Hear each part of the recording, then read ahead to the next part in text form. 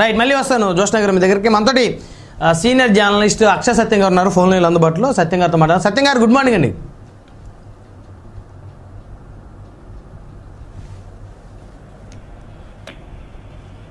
సత్యం గారు వినిపిస్తుందా నా వాయిస్ మీకు?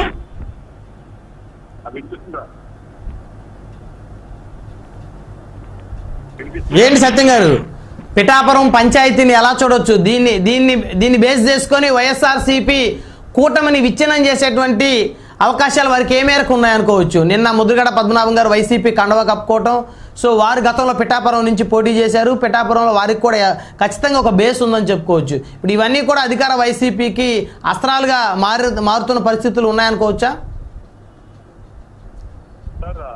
సార్, మీకు ప్యానల్ ఉన్న పెద్దలందరూ కూడా నమస్కారం సార్. సహజంగా ఇది ఎన్నికల సమయం కాబట్టి సామాజిక వర్గాల ప్రసక్తి లేకుండా నేను విశ్లేషిస్తారని అనుకున్నా. అయితే వేణుగోపాల్ గారు మాట్లాడుతూ సామాజిక వర్గాల ప్రసక్తి తెచ్చి చంద్రబాబు నాయుడు గారే సామాజిక వర్గాలకు అన్యాయం చేస్తున్నారు, మా జగన్మోహన్ రెడ్డి గారు సామాజిక వర్గాలకు న్యాయం చేస్తున్నారని చెప్పారు. కాబట్టి నేను కూడా పిఠాపురం నియోజకవర్గంలో సామాజిక వర్గాల్ని వైసీపీ పార్టీ ఎలా అణిచివేస్తుంది అనేది వీటితోటి మొదలెట్టాలని భావిస్తున్నాను సార్. మొట్టమొదటిగా జగన్మోహన్ రెడ్డి గారు పోటీ చేస్తున్న పులివెందుల నియోజకవర్గంపై కానీ చంద్రబాబు నాయుడు గారు పోటీ చేస్తున్న కుప్పం నియోజకవర్గంపై కానీ ఎటువంటి డిబేట్లు ఉండవు, ఎటువంటి విశ్లేషణలు ఉండవు, ఎటువంటి నిరసనలు ఉండవు, ఎటువంటి ఆందోళనలు ఉండవు.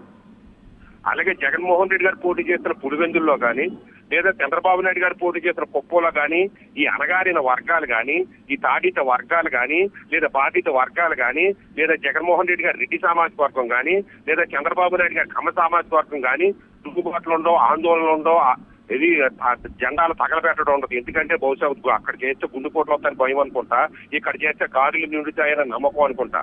ఇది చాలా దౌర్భాగ్యమైన పరిస్థితి రాష్ట్రానికి కానీ లేదా ఒక అణగారిన తాడిత పీడిత బాధిత వర్గానికి చాలా దౌర్భాగ్యమైన పరిస్థితి. రెండు అసలు విషయానికి కొంత పిఠాపురం గురించి. పిఠాపురం నియోజకవర్గంలో ఒక కాపు సామాజిక వర్గానికి చెందిన వ్యక్తులు ఒక 90,000 మంది అంతమంది ఉన్నారు. ఒక 10,000 ఒక 5,000 అటు ఇటులో.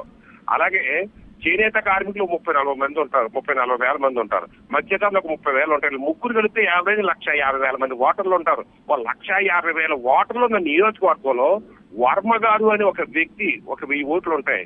రెండోది ద్వారంపూడి చంద్రశేఖర్ రెడ్డి గారు అనే వ్యక్తి ఒక 1000 ఓట్లు కూడా పిఠాపురం ఇంకా అసలు ఓటే లేదు. కాకినాడలో ఒక 1000 ఓట్లు ఉంటాయి. వీళ్ళిద్దరూ కలిపి పిఠాపురం రాజకీయ చరిత్రని, తూర్పుగోదావరి జిల్లా రాజకీయ చరిత్రని చాటేస్తున్నారంటే ఆ జిల్లాలో ఉన్న కాపులు ఉన్నారా పోయారా?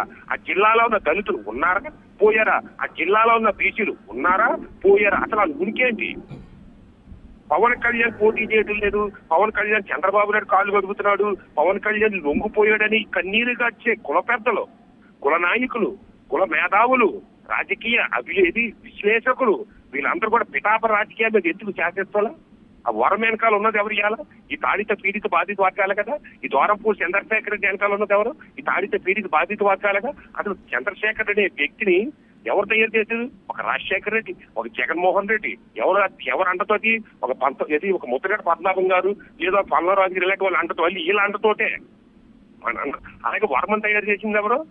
ఒక జ్యోతి నెహ్రూ, ఒక యనమల రామకృష్ణుడు, ఒక చంద్రబాబు నాయుడు. ఎందుకు ఒక వర్మను కానీ ఒక చంద్రశేఖర్ రెడ్డి కూడా ఎందుకు? అక్కడ ఉన్న కాపులను చేయాలని, అక్కడ ఉన్న దళితులను చేయాలని, అక్కడ ఉన్న బీసీలను చేయాలని.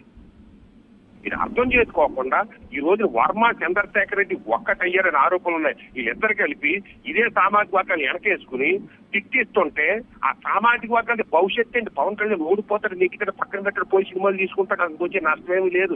రేపు పొద్దున్న తూర్పుగోదావరి జిల్లాలో మరో సామాజిక వర్గం బతికి పట్టకట్టగలదా? రెడ్డి సామాజిక వర్గం తప్పించి వర్మ అనేది వ్యక్తి తప్పించి. అసలు పిఠాపురం కాన్స్టిట్యున్సీలో ఒక ఎస్సీజెడ్ ప్రాంతానికి ఎక్కువగా ప్రభావితం అయింది. ఎస్సీజెడ్ ప్రతిపక్షంలో ఉన్న ఎస్సీజెడ్ ఆఫ్ చేసేయాలని పోరాటాలు చేయడం వర్మ గారి ద్వారపూడి చంద్రశేఖర్ కానీ అధికారంలోకి వచ్చింది. ఎస్సీజెడ్లు అరవిందో వాళ్ళకి ఇచ్చేసినా కానీ నోరు మూసుకుని కూర్చోవడం, వాళ్ళ అసమర్థతను కప్పుపుచ్చుకుని పోవడం కోసం వాళ్ళ అసమర్థతను దాట వేస్తూ కులాల మధ్యన చిచ్చు పెట్టి పార్టీల మీద చిచ్చు పెట్టి ఈ ఆందోళన చేస్తుంటే ఈ వెనకాల కాపులు కావచ్చు, దళితులు కావచ్చు, బీసీలు కావచ్చు, వర్మ వెనకాల చంద్రశేఖర్ రెడ్డి గారి మద్దతు ఇచ్చుకుంటూ జెండా కాల్చేస్తానని నేను ఓడిస్తానంటుంటే మీ ఇల్లు మీరు కాల్చుకుంటున్నారు. ఒకసారి ఆలోచించండి.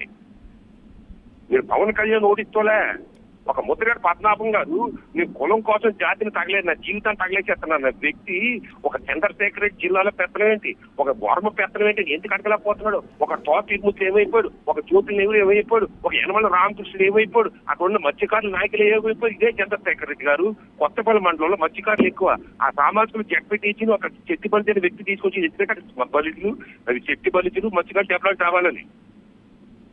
ఈ వర్మ గాని, ఈ చంద్రశేఖర్ రెడ్డి గారు కానీ, ఇది వైసీపీ కానీ, ఏదో ఈ సామాజిక వర్గ పిఠాపురంలో ఏం చేశారు, ఒక సేనాపతులకి ఏం చేశారు, చేనేత కార్మికులకి, ఒక మత్స్యకారులకి ఏం చేశారు, ఒక కాపులకి ఏం చేశారు, వీళ్ళు ఏం చేయరు, వీళ్ళ పెరగడం వీళ్ళ సావడం కానీ. మిమ్మల్ని అధికారంలో చేయడానికి మిమ్మల్ని పెద్దలు చేయడానికి కాపుల ఓట్లు కావాలా, మిమ్మల్ని పెద్దలు చేయడానికి బీసీలు ఓట్లు కావాలా, మిమ్మల్ని పెద్దలు ఓట్లు చేయడానికి దళితులు ఓట్లు కావాలా. కానీ ఒక బీసీ నుంచో కాపు నుంచో దళిత నుంచి వస్తే మీరు తిరగబడతారా, మీరు ఓడిస్తారని శబదాలు చేస్తారా? అసలు మీ సామాజిక ఓట్లే ఆ నియోజకవర్గంలో అసలు చంద్రశేఖర్ రెడ్డి గారికి పిఠాపానికి సంబంధం ఏంటి? మిథున్ రెడ్డి గారు ఇన్ఛార్జ్ చేయించుకోవచ్చు, ముద్రగడ పద్మనాభం గారు జాయిన్ అయ్యారు కదా, మరి ముద్రగడ పద్మనాభం గారికి ఒక మిథున్ రెడ్డి గారికి సామాజిక బీసీ ఇన్ఛార్జ్ చేయడం ఏంటి?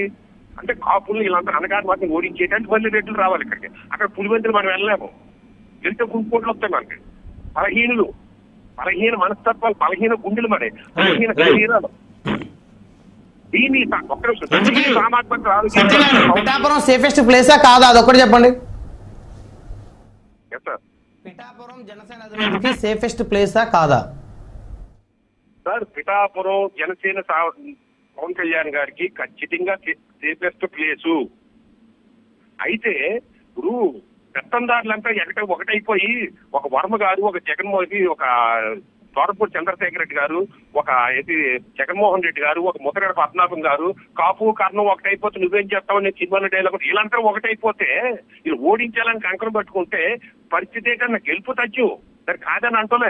ఈ రోజు ఈ వర్గాల మధ్యన ఘర్షణ పెట్టేసి వాళ్ళ పెత్తనం సాగించడం కోసం తూర్పుగోదావరి జిల్లా 4 దశాబ్ద తరబలు నాశనం చేసి తీశారు సార్ ఈ ఆధిపత్య రాజకీయాలే. దీని వెనకాల చంద్రబాబు నాయుడు ఉన్నాడనేదా ఉంటాడనేది ఆ రోజు చూసి ఇంకా పవన్ కళ్యాణ్ గారు, చంద్రబాబు నాయుడు గారు చూసుకుంటారు. ముందు మీ నాయకుడు పవన్ కళ్యాణ్ గారు పొత్తుతో నిర్ణయం తీసుకున్నాడు కాబట్టి వైసీపీ కుట్రలకు లోన్ అవ్వకుండా మీ నాయకుడు గుర్తుగా నమ్మండి. మీ సీట్లు మీరు గెలిపించుకోవడానికి ప్రయత్నం చేయండి. ఈ వర్మ లాంటి, చంద్రశేఖర్ రెడ్డి లాంటి వ్యక్తులు చేస్తున్న కుట్రలను తిట్టుకొట్టండి. మా జిల్లాల్లో మా ఆధిపత్య వర్గాల్లో ఇప్పుడు పులివెందులు వెళ్ళి మాకు పెద్దమని చెప్తారా? సత్యం గారు మళ్ళీ వస్తారు మీ దగ్గరికి.